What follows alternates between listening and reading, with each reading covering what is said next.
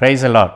அருமையான இந்த சத்தத்தை கேட்டுக்கொண்டிருக்கிற சகோதர சகோதரிகளே, ஆண்டவராகிய இயேசுவின் நாமத்தினாலே வாழ்த்துக்கள். கர்த்தர் உங்களை ஆசீர்வதிப்பாராக. நீங்கள் இருக்கிற இடங்களிலே ஆண்டவராகிய தேவன் தம்முடைய தூதர்களை கொண்டு உங்களை பாதுகாத்து வழிநடத்துவாராக. கர்த்தருக்கு மகிமை உண்டாகட்டும். இன்றைய தினத்திலே நம்முடைய தியானத்திற்கு ஆதாரமாக யோவான் 16:20, மெய்யாகவே மெய்யாகவே நான் உங்களுக்கு சொல்லுகிறேன், நீங்கள் அழுது புலம்புவீர்கள், உலகமோ சந்தோஷப்படும். நீங்கள் துக்கப்படுவீர்கள், ஆனாலும் உங்கள் துக்கம் சந்தோஷமாக மாறும். ஆண்டவர் இந்த நாளிலே உங்களை பார்த்து சொல்லுகிற ஒரு வார்த்தை என்ன? உங்கள் துக்கம் சந்தோஷமாக மாறும். அருமையானவர்களே, இந்த நாளிலே நீங்கள் மிகுந்த துக்கத்தோடு மிகுந்த வேதனையோடு கூட காணப்பட்டாலும் பரலோகத்தில் இருக்கிற பரமபிதாவானவர் உங்கள் துக்கத்தை அவர் மாற்ற வல்லவராக இருக்கிறார். ஏனென்றால் வேதம் சொல்லுகிறது, அவருடைய குமாரனையே நமக்காக தந்தவர் அவரோடு கூட மற்ற எல்லாவற்றையும் அருளாதிருப்பது எப்படி? அப்போ நம்முடைய ஆண்டவராகிய தேவன் நம்முடைய துக்கத்தை சந்தோஷமாக மாற்றுகிறவர். ஆம் பிரியமானவர்களே, ஆண்டவருடைய வாக்குத்தத்தங்கள் மாறாதவைகள். நீங்கள் என்ன துக்கத்தோடு கூட இன்றைக்கு நீங்கள் இருந்தாலும் அதை மாற்றுவார் என்ற ஒரு வாக்குத்தத்தம் உங்களை பார்த்து வருகிறது.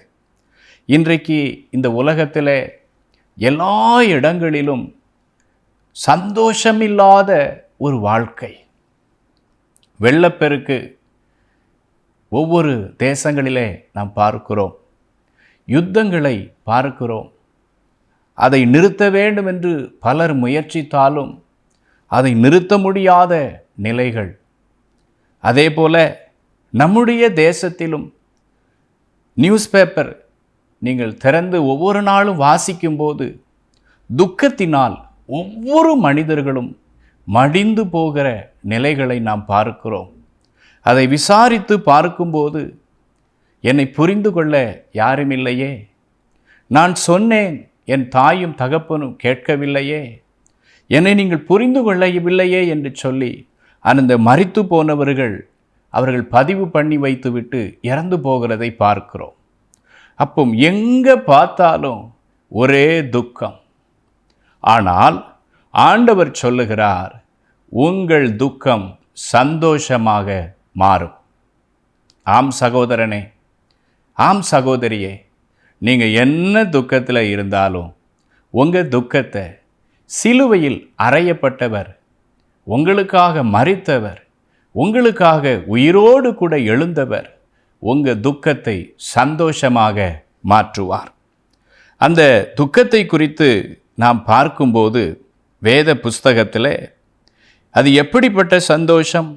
யோவான் 16:22 சொல்லுகிறது, அதுபோல நீங்களும் இப்பொழுது துக்கமடைந்திருக்கிறீர்கள், நான் மறுபடியும் உங்களை காண்பேன், அப்பொழுது உங்கள் இருதயம் சந்தோஷப்படும், உங்கள் சந்தோஷத்தை ஒருவனும் உங்களிடமிருந்து எடுத்து போட மாட்டான்.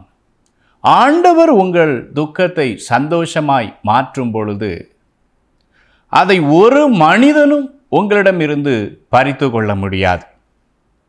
ஆம், உங்கள் எதிரி பலத்தவனாய் இருந்தாலும், உங்களை எதிர்த்து நிற்கிறவர்கள் சாமர்த்தியசாலிகளாய் இருந்தாலும், உங்களுக்கு விரோதமாக வருகிறவர்கள் மிகவும் பணம் படைத்தவர்களாக இருந்தாலும், ஆண்டவர் இயேசு தருகிற சந்தோஷத்தை உங்களிடமிருந்து அவர்களால் எடுத்து போட முடியாது. நீங்கள் பயங்கர பிரச்சனையோடு கூட, நீங்கள் துக்கத்தோடு கூட காணப்படுகிறீர்கள். உங்களுடைய பிரச்சனை தலைக்கு மேலே இருக்கிறது. சரி செய்ய வேண்டும் என்று சகோதரனே நீங்கள் விரும்புகிறீர்கள். சரி செய்ய வேண்டும் என்று சகோதரியை நீங்கள் விரும்புகிறீர்கள்.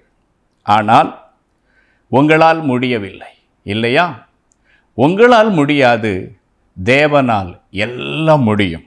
ஆண்டவர் சொல்லுகிறார், இந்த துக்கம் உன்னை அழிக்காது, இந்த துக்கம் உனக்கு சந்தோஷத்தை கொண்டு வரும் என்று தேவன் வாக்கு கொடுக்கிறார். ஆகவே ஆண்டவர் தருகிற சந்தோஷத்தை ஒருவனும் உங்களிடமிருந்து எடுத்து போட முடியாது. அது நிலைத்து நிற்கும் என்று கர்த்தர் சொல்லுகிறார். இன்னும் பாருங்கள், வேத புஸ்தகத்திலே வாசிக்கும்போது அந்த சந்தோஷத்தை குறித்து நாம் பார்க்கும்போது இன்னும் சொல்லப்படுகிறது. யோவான் 16:24, அவர் நிறைவாயிருக்கும்படி சந்தோஷத்தை தருவார். ஆம், ஆண்டவர் கொடுக்கிற சந்தோஷத்தை ஒருவனும் எடுத்து போட முடியாது. முதலாவது. இரண்டாவது, அந்த சந்தோஷம் நிறைவாக இருக்கும் நமக்குள்ள. ஆகவே நீங்கள் சிலுவையில் அறையப்பட்ட இயேசு கிறிஸ்துவானவரை நீங்கள் நம்பலாம்.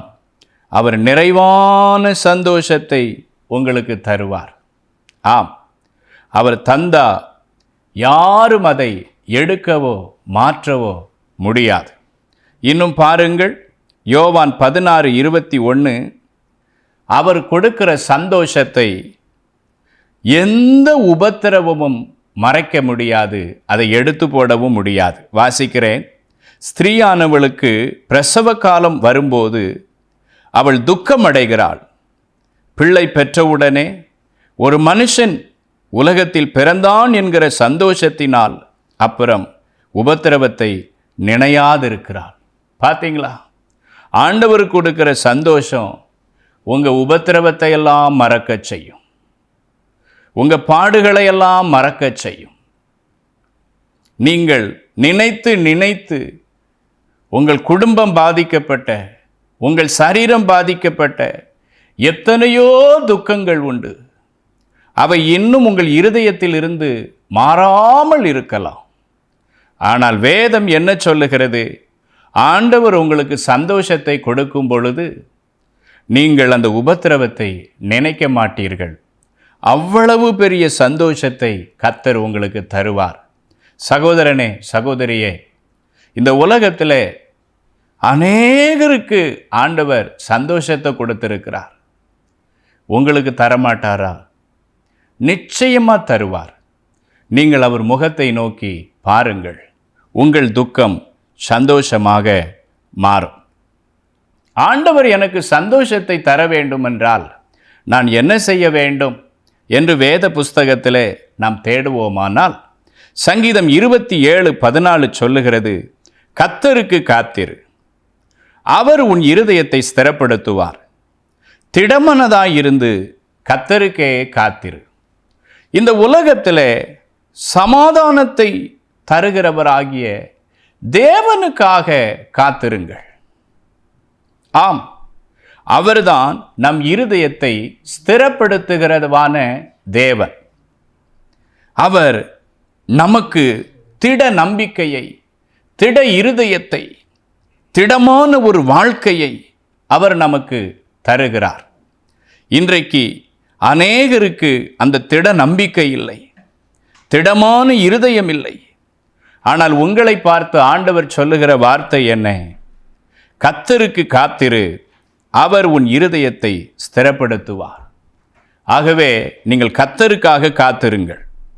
சங்கீதம் 31:24 சொல்லுகிறது, கர்த்தருக்காக காத்திருக்கிறவர்களே, நீங்கள் எல்லோரும் திடமனதாயிருங்கள், அவர் உங்கள் இருதயத்தை ஸ்திரப்படுத்துவார்.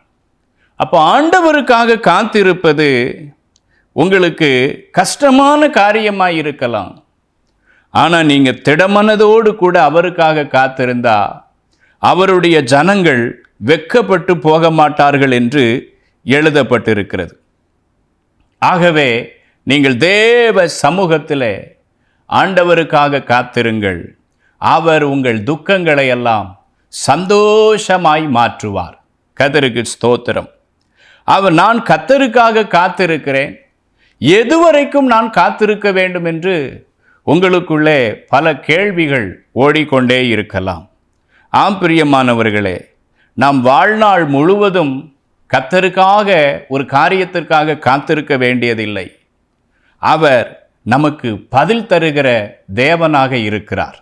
ஆம், நீங்கள் பாருங்கள், எதுவரைக்கும் நாம் காத்திருக்க வேண்டும்? யோவான் 16:22 சொல்லுகிறது, அதுபோல நீங்களும் இப்பொழுது துக்கமடைந்திருக்கிறீர்கள், நான் மறுபடியும் உங்களை காண்பேன். தேவன் நம்மை காணும் வரை காத்திருக்க வேண்டும். இன்றைக்கு வேத புஸ்தகத்திலே நாம் பார்க்கும்போது, எரிகோ நகர் வீதியிலே ஒரு குருடன் நீண்ட நாட்களாக பிச்சை எடுத்து கொண்டிருந்தான். பிச்சை எடுத்து கொண்டிருந்தவனுடைய வாழ்க்கையிலே தேவனுடைய கண் அவன் மேல் படுகிற வரைக்கும் அவன் துக்கம் அவனை விட்டு நீங்கவில்லை. ஒரு நாள் எரிகோ நகர் வழியாய் இயேசு வந்தபோது இயேசுவினுடைய கண்கள் அந்த மனுஷன் மேல் பட்டது. அன்றோடு கூட அவன் துக்கம் அவனை விட்டு களைந்து போனது. இந்த சத்தத்தை கேட்டுக்கொண்டிருக்கிற தேவ பிள்ளையே, துக்கத்தோடு கூட வேதனையோடு கூட இருக்கிற ஆண்டவருடைய பிள்ளையே, ஆண்டவர் உன்னை பார்த்து தான் சொல்லுகிறார், நான் உன் துக்கத்தை சந்தோஷமாக மாற்றுவேன், நீ எனக்காக காத்திரு. ஆம், அவருக்காக காத்திருக்கும் போது அவர் நம்மை பார்ப்பார். இன்னும் வேத புஸ்தகத்திலே வாசித்தோமானால், இஸ்ரேல் ஜனங்கள் செங்கடலை கடக்கும்போது செங்கடலுக்கு ஓரத்திலே நின்று கொண்டு இந்த கடலை எப்படி கடப்பது என்று சொல்லி அவர்கள் மிகுந்த பயத்தோடு நடுக்கத்தோடு கூட பார்த்து கொண்டிருக்கும் போது ஆண்டவர் மேகத்திலிருந்து அந்த கடலை பார்த்தார். அந்த பார்வோன் சேனையை பார்த்தார். கடல் விலகிற்று, பாதை கிடைத்தது. அப்போ நாம் எதற்காக காத்திருக்க வேண்டும்? ஆண்டவர் உங்களை பார்க்கும் வரைக்கும் காத்திருங்கள். ஆண்டவர் உங்களை ஆசீர்வதித்து உங்கள் துக்கங்களை சந்தோஷமாக மாற்றுவார். இரண்டாவது, எதுவரைக்கும் காத்திருக்க வேண்டும்? யோவான் 16:23 சொல்லுகிறது, அந்நாளிலே நீங்கள் என்னிடத்தில் ஒன்றும் கேட்க மாட்டீர்கள். மெய்யாகவே மெய்யாகவே நான் உங்களுக்கு சொல்லுகிறேன், நீங்கள் என் நாமத்தினாலே பிதாவினிடத்தில் கேட்டுக்கொள்வது எதுவோ அதை அவர் உங்களுக்கு தந்தருள்வார். இரண்டாவது, எதுவரைக்கும் காத்திருக்க வேண்டும்? அவர் தரும் வரை காத்திருக்க வேண்டும். ஆம், தேவன் நமக்கென்று ஒரு ஆசீர்வாதத்தை வைத்திருக்கிறார். அவசரப்படக்கூடாது. இதுதான் ஒரு நல்ல சந்தர்ப்பம், இதுதான் நல்ல வாய்ப்பு என்று நீங்கள் கருதாதிருங்கள். தேவன் உங்களுக்கு ஒரு நன்மையை தர அவர் ஒரு காலத்தை குறித்து வைத்திருக்கிறார். ஆகவே அவர் தரும் வரை தேவ சமூகத்திலே காத்திருங்கள். அவர் தந்தால் நம்முடைய தலைமுறைகள் வாழும், நம் குடும்பம் மிகுந்த சமாதானம் அடையும், நம்முடைய தொழில்கள் விருத்தி அடையும். ஆகவேதான் கர்த்தருக்காக காத்திருக்கிறவர்கள் கர்த்தர் தருகிற வரைக்கும் காத்திருக்க வேண்டும். இந்த சத்தத்தை கேட்டுக்கொண்டிருக்கிற சகோதரியே, சகோதரனே, ஆண்டவர் உங்களுக்கு நீங்கள் ஜெபித்து கொண்டிருக்கிறத கேட்டுக்கொண்டிருக்கிறத நிச்சயமாக தருவார்.